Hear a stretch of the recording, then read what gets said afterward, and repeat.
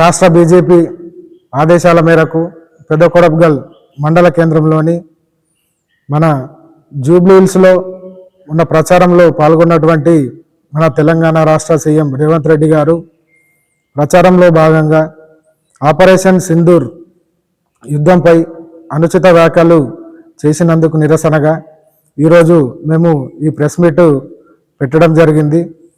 వీరు మొన్న పహల్గామ్లో జరిగినటువంటి యుద్ధంలో మన భారతీయుల్ని మన లింగ నిర్ధారణ చేసి మరీ చంపినా కానీ ఈరోజు మన భారత ఆర్మీ జవాన్లు ఈరోజు వాళ్ళని చంపి మరి మన పిఓకేలో ఉన్నటువంటి వాళ్ళ వాకు స్థావరాలపై 9 స్థావరాలపై యుద్ధం చేసి మట్టిలో కురిపించిన ఘనత మన భారతీయ జనతా పార్టీ ప్రభుత్వానిది మరియు మన భారత ఇండియన్ ఆర్మీ జవాన్ల కృషి మర్చిపోలేనిది. ఈరోజు నువ్వు జూబ్లీ హిల్స్లో ఉన్నటువంటి ముస్లింలకు అనుగుణంగా ఈరోజు అలా వేల కోట్ల రూపాయలు నీకు పారద్రోలితే ఈరోజు నీకు కమిషన్ పద్ధతిలో ఇస్తే నువ్వు ఈరోజు వాళ్ళకు ఎమ్మెల్సీ ఇచ్చి నువ్వు ఒక మైనారిటీ ఓట్ల కోసం ఈరోజు ఒక మంత్రి పదవి కట్టబెట్టినవు. ఖబర్దార్, ఇప్పటి నుంచి నువ్వు దేశం పైన కానీ దేశ ఆర్మీ జవాన్ల పైన కానీ ఇలాంటి మాటలు మాట్లాడితే ఊరుకునేది లేదు. జై హింద్, జై భారత్. పత్రికా సోదరులకు నమస్కారం.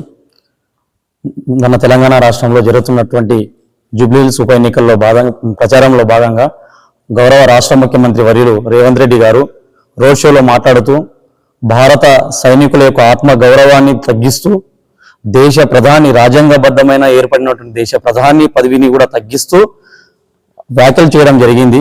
గౌరవ ముఖ్యమంత్రి గారు చెప్తా ఉన్నాం, ఒక ఎన్నికను ఒక దేశాన్ని ముడిపెట్టకండి, రాజకీయ పరంగా సిద్ధాంతాల పరంగా మీరు విమర్శలు చేయండి, తప్పులేదు.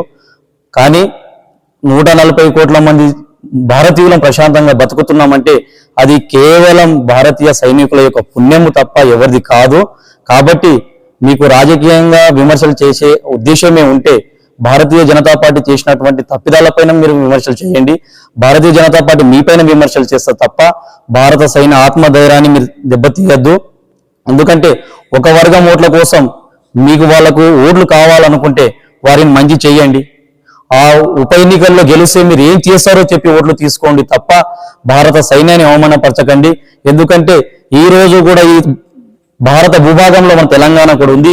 ఈ తెలంగాణ సురక్షితంగా ఉందంటే కూడా ఆ భారత సైనికుల యొక్క పుణ్యము తప్ప ఎవరి పుణ్యం కాదు. వారి ఆత్మస్థైర్యాన్ని దెబ్బతీసే విధంగా వద్దు.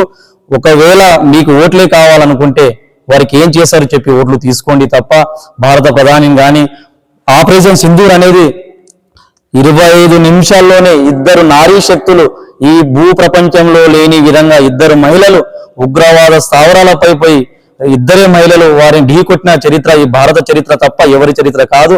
ప్రపంచ దేశాలు ఆపరేషన్ సింధూర్ను పొగిడినవి తప్ప ఎవ్వరూ కూడా కించపరచలేదు. కాబట్టి మీరు రాజ్యాంగబద్ధమైన ఒక గౌరవపరమైన హోదాలో ఉన్నారు. కాబట్టి మీరంటే మాకు గౌరవం. మీరు ఏ పార్టీలో ఉన్నా రాష్ట్ర ముఖ్యమంత్రిగా మీకు మేము గౌరవిస్తూ ఉన్నాం. ఆ గౌరవాన్ని కాపాడుకోవాలని మేము సూచిస్తూ ఉన్నాం.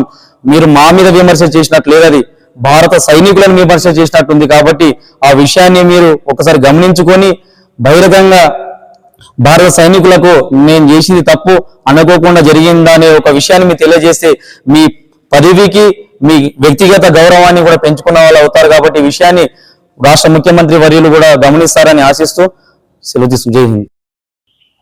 అందరికీ జై శ్రీరామ్. మన జూబ్లీ హిల్స్ ఉప ఎన్నికలలో రేవంత్ రెడ్డి గారు అనుచిత వ్యాఖ్యలు చేయడం బాధాకరంగా అనిపిస్తుంది. కాబట్టి సింధూర్ మీద కానీ ప్రతి ఒక్క రైతు మీద కానీ విమర్శలు చేసినట్టు నాకు అనిపించింది. ఎందుచేత అంటే ఆ యొక్క సింధూర్ లోపల అనేకులు కోల్పోయినాం మనం కూడా భారతదేశం లోపల. కానీ నువ్వు ఇంతగానం దిగజారి ఆ ఓట్ల కోసము ఆ యొక్క జవాన్ల పైన మరియు ఒక రైతుల పైన మీరు అనుచిత వ్యాఖ్యలు చేయడం తప్పు. ఎందుచేత అంటే మొన్న జూబ్లీ హిల్స్ ఉప ఎన్నికల్లో లోపల మీరు ఏమన్నారంటే మాకు ఓటు వేయకపోతే సన్న బియ్యం కూడా ఇయ్యమని సమాధానం ఇస్తున్నాము. అదే రైతు గిన లేకపోతే ఆ సన్న బియ్యం మీరు ఎక్కడి నుంచి ఇచ్చేవాళ్ళని మేము ప్రభుత్వాన్ని కోరుతున్నాము. కాబట్టి ప్రతి ఒక్కరికి ప్రతి ఒక్క బంధువులకు మేము ఒకటి విజ్ఞాపిస్తున్నాము, ఏమంటే మీరు ఓట్ల కోసం రాజకీయాలు చేయకండి, మీకు ఓట్లు కావాలంటే మీ దగ్గర ఏమైతే ఉన్నాయో దానికి డబుల్గా మేము ఎంత అయితే ఇస్తున్నామో దానికి మీరు డబుల్గా మీరు దానికి ఇచ్చేసి ఓట్లు వేసుకోండి, కానీ మా యొక్క జవాన్ల పైన రైతుల పైన అనుచిత వ్యాఖ్యలు చేయకండి అని రేవంత్ రెడ్డి గారికి మేము హెచ్చరిస్తున్నాము. కాబట్టి ప్రతి ఒక్కరు కూడా గమనించుకోవాల్సిందిగా మేము యొక్క తెలంగాణ రాష్ట్ర ముఖ్యమంత్రి గారికి కోరుచున్నాము.